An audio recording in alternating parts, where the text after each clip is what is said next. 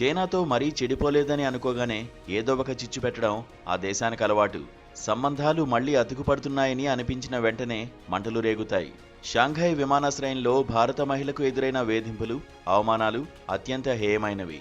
అరుణాచల్ ప్రదేశ్కు చెందిన పేమా వాంగ్జోమ్ థాంగ్డోక్ లండన్ నుంచి జపాన్ వెడుతూ మార్గమధ్యంలో షాంఘైలో ఆగారు తప్ప భారత్ పాస్పోర్ట్తో చైనాలో కాలునేందుకు ఏమీ పోలేదు. గతంలో కూడా ఆమె షాంఘై ట్రాన్సిట్ ప్రయాణాలు చేశారు. ఇప్పటివరకు ఎవరూ ఈ తరహా ప్రయాణాలు చేయలేదని అధికారులు కూడా అనలేరు. కొందరు అతిగా వ్యవహరించి ఉద్దేశపూర్వకంగా ఆమె పట్ల అనుచితంగా ప్రవర్తించిన విషయం స్పష్టంగా అర్థమవుతోంది. మరో 3 గంటల్లో జపాన్ విమానం ఎక్కి వెళ్లిపోవాల్సిన ఆమెను నిర్బంధించి అరుణాచల్ భారత్లో లేదు, మీ వీసా పనికిరాదు, పాస్పోర్టు చెల్లదు అంటూ చైనీస్ పాస్పోర్టు కోసం దరఖాస్తు చేసుకోమని కూడా ఎగతాళిగా మాట్లాడడం, మిగతా వారంతా నవ్వడం వంటివి అత్యంత అవమానకరమైన ఘట్టాలు.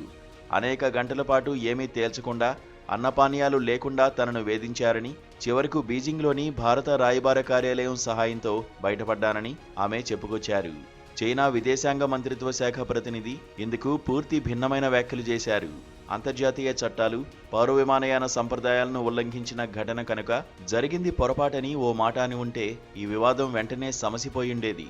కానీ అరుణాచల్ విషయంలో తమ వాదన బలహీనపడుతుందన్న భయంతో తమ అధికారుల చర్యలను ఆమె సమర్థించుకురావడం మరింత చిరాకు కలిగిస్తోంది. బలవంతపు చర్యలు తీసుకోలేదు, నిర్బంధాలు, వేధింపులు లేనే లేవు అంటూనే చైనా తన అరుణాచల్ వాదనను సమర్థించుకునే పనిలో పడింది. 2 దేశాల మధ్య ప్రశాంతత, పరస్పర విశ్వాసం సమీపకాలంలో నెలకొనడం అసాధ్యమని ఈ ఘటన గుర్తు చేస్తోంది.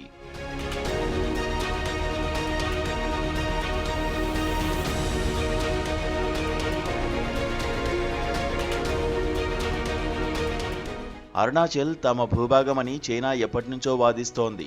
దక్షిణ టిబెట్, జంగ్నాన్ అంటూ మన రాష్ట్రంలోని పలు ప్రాంతాలు, గ్రామాలు, చివరకు కొండలకు కూడా తన మాండరిన్లో పేర్లు పెట్టుకుంటోంది.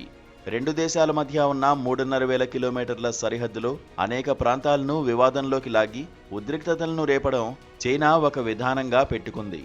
దాదాపు 100 ఏళ్లుగా సాగుతున్న వివాదాలను ఉభయ దేశాలు పరిష్కరించుకోలేకపోవడం అటుంచి సరిహద్దుల్లో శాంతి, ప్రశాంతతను కాపాడుకునేందుకు ఉద్దేశించిన 1993 నాటి ఒప్పందాన్ని కూడా చైనా ఉల్లంఘించడం ఆరంభించింది.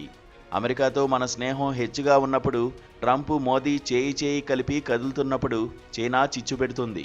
ఇటీవల ట్రంప్ మోదీ మీద అలిగి భారత్ మీద సుంకాల భారం వేసినప్పుడు చైనా ఎక్కడ్లేని ఆప్యాయతను కనబరిచిన విషయం తెలిసిందే.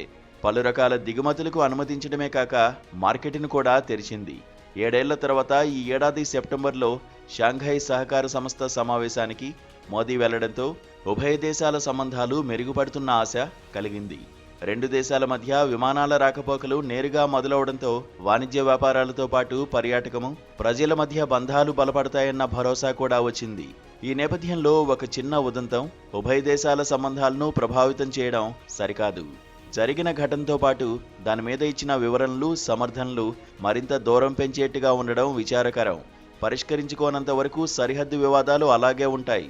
వాటిని పక్కన పెట్టి మిగతా విషయాల్లో కలిసి సాగుదామని ఓ పక్కన అంటూనే ఇలా అమాయక పౌరుల మీద కక్ష సాధించడం సరికాదు. తియాన్జిన్ సమావేశంలో మోదీ, జిన్పింగ్ కలిసికట్టుగా అద్భుతమైన సంకల్పాలు చెప్పుకున్నారు.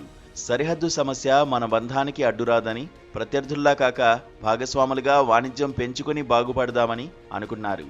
డ్రాగన్, ఏనుగు కలిసి డ్యాన్స్ చేయాలన్నారు జిన్పింగ్.